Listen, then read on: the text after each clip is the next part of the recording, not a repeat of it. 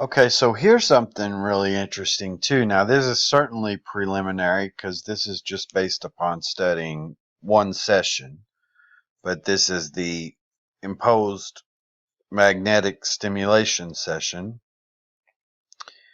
And you'll have to review that video to see that I used Aleva wave coils to create magnetic stim across my frontal lobes to impose an SMR beta rhythm, and this is audio strobe. So this is the audio strobe track that was being sent, and then this is the Neurosky attention data.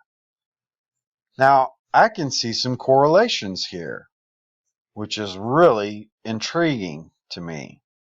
All right, so let's just look at that. I've lined them up about the best I can, whereas, you can see that the minutes pretty much line up.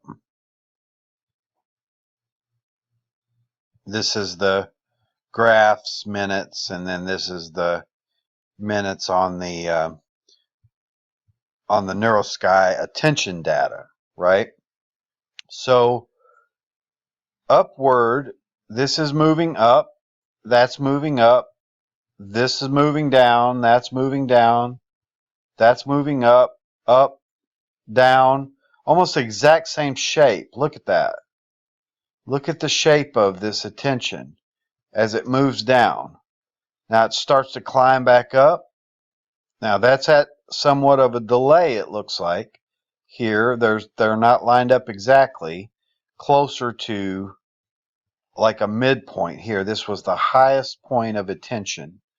So that doesn't match exactly.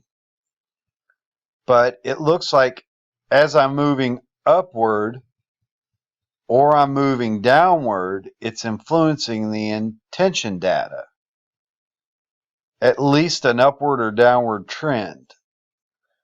As you can see, as I move upward here, the attention data is rising, and as it's going downward too.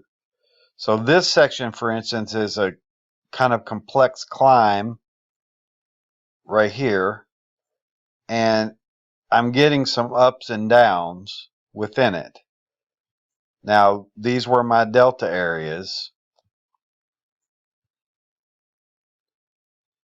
and that kind of lines up right here.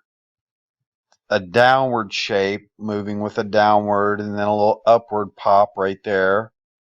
Then a bit of downward and flattening, so that drops me downward. And then a long drop down here. Now see, I'm lower in the attention range. That's where I start to drop low into the attention range as it flattens off here. I drop almost like down a notch, it seems like. And then as they move along, this is some complex up and downs. These are fairly structured, complex up and downs. A downward area here. Again, very preliminary. I don't know. But as you start to look at the overall structure of the attention, the overall structure of the stimulation, there's some correlations potentially, which is quite interesting because that can help me learn how to engineer this track to optimize. If it has to do with associations of upward and downward trends, and then it has something to do with a static point dropping down, or this is a time related thing, I don't know. There's variables that you have to explore, and of course you have to do a lot more tests. However, I do want to honestly say that the human brain is built to see correlations between things that may or may not be there.